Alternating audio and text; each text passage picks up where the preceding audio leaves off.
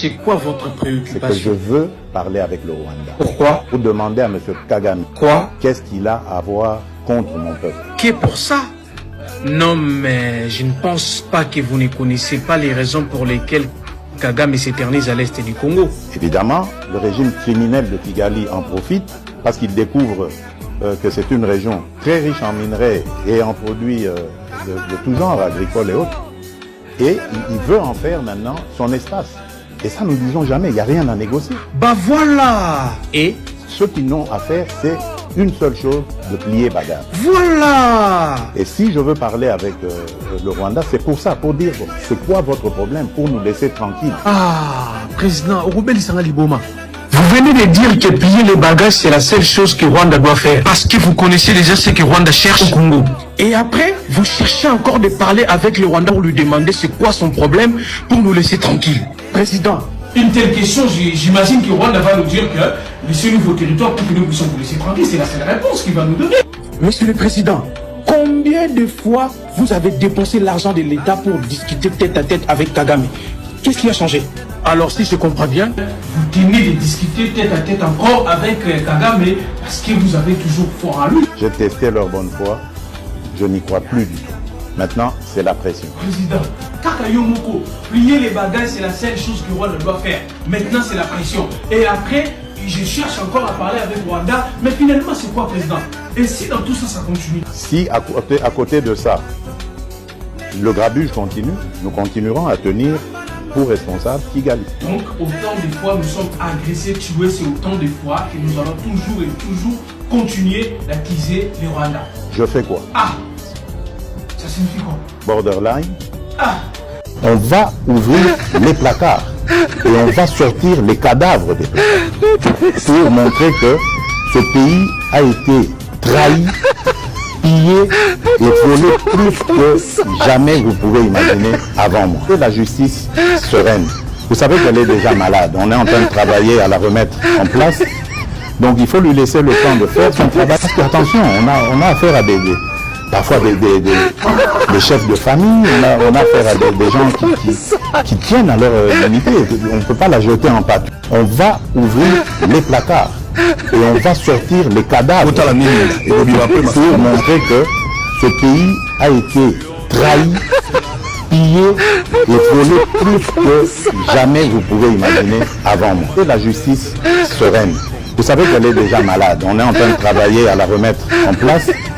Donc il faut lui laisser le temps de faire son travail. Parce que attention, on a affaire à parfois des chefs de famille, on a affaire à des gens qui tiennent à leur unité.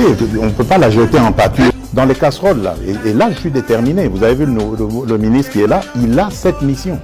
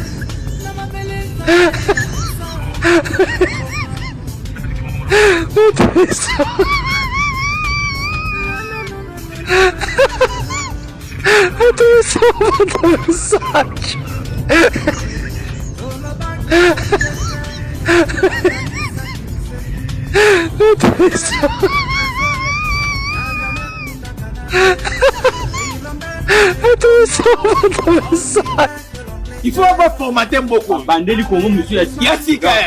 Mise à jour. Mise à jour ya Congo va réinitialiser Congo. C'est le quoi va formater Congo. Faut pas changer fait battre tout de suite aux zones avant. Va changer. Autre pola. Félix Tshisekedi a décidé d'assassiner Joseph Kabila. Félix Tshisekedi a décidé d'en finir avec Joseph Kabila. Tshisekedi a reçu la semaine passée en catimini, en clandestinité, disons en secret, les évêques des églises catholiques. Les amis, sur les 100% de l'audience, 100% audience, 70% audience a tourné autour de Joseph Kabila. Tshisekedi leur a dit clairement que pour lui, Nanga n'est pas un problème. Que pour lui, tout ce qui se passe n'est pas un problème. Le problème, c'est Joseph Kabila et il veut en finir avec Kabila. Il a dit clairement qu'il veut en finir. Il veut se payer à tout prix la tête de Kabila. Kabila et Sigozali. Les kabilistes qui me regardent en ce moment, coupez l'extrait envoyé à votre chef. Le fils de Yengasaki a décidé d'assassiner Kabila. Tous les moyens sont mis en œuvre. Il a dit ça clairement aux évêques catholiques. Bien avant les évêques catholiques.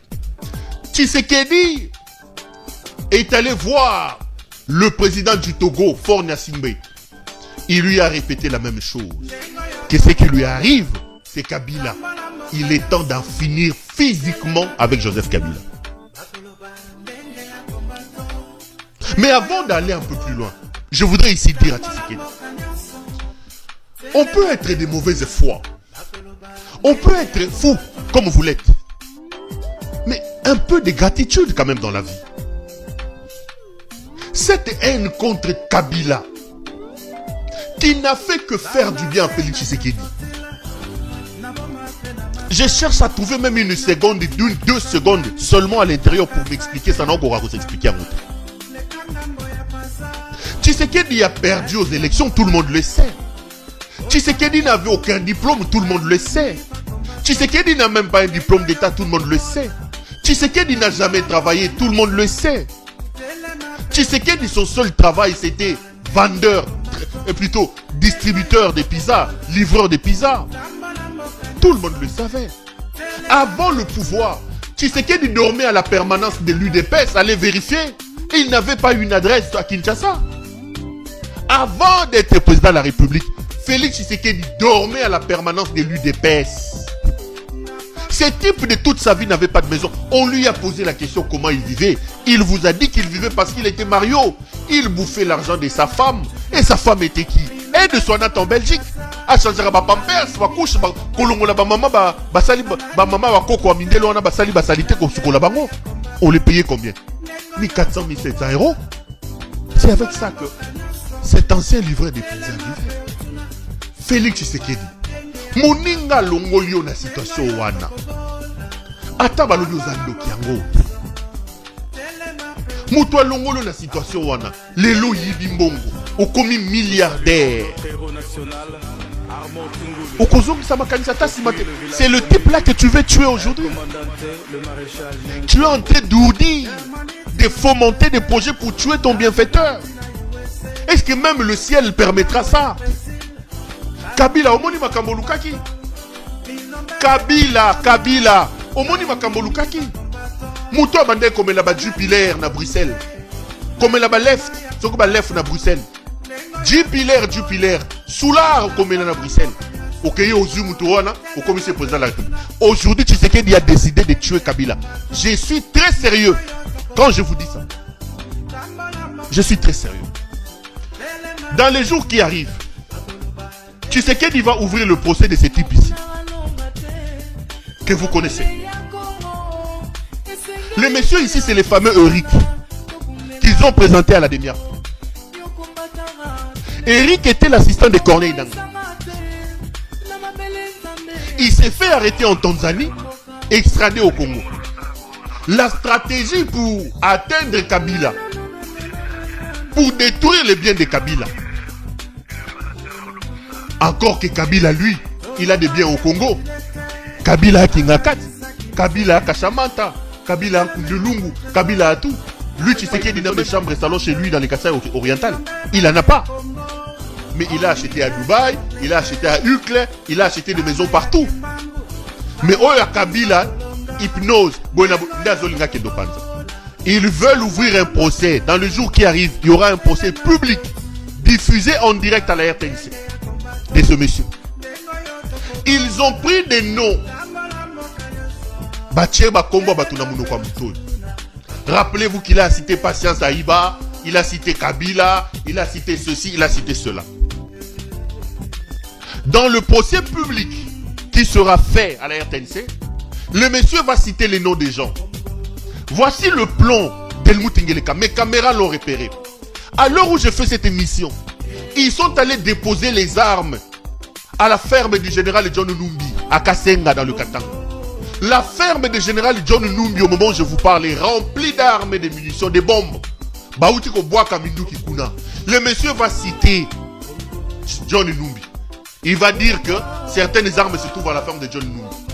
Au moment où je vous parle, ils sont en train de mettre des munitions. Ils jettent des bombes et des munitions, ils cassent des munitions. À la ferme Kundelungu de Joseph Kabila dans le Katanga. Batu boyebisa Kabila. Ngeleka met des bombes à la ferme de Kundelungu. Il y a une autre équipe qui fait pareil également à Kashamanta. Et même à Kingakati. Bino batouana Kingakati. Les visiteurs, les ceci, faites attention. Le plan est clair. Il veut tuer Kabila. Il lui faut un prétexte. Le calme de Kabila dérange. Le prétexte, le voilà. C'est ce fameux Eric. Lors de son procès, Eric va citer le nom. Il va citer John Numbi. Il va citer Joseph Kabila. Il va citer Patience Saïba. Il va citer un certain nombre de gens. Et séance tenante, le tribunal va ordonner la perquisition dans tous les lieux cités par ces messieurs. Vous allez voir. Ça sera en direct à la RTNC. Le coup est déjà monté. La perquisition, le monsieur va demander la perquisition. Et ils vont aller perquisitionner le parc de John Numbi à Kasenga. Ils savent déjà où ils ont positionné des armes.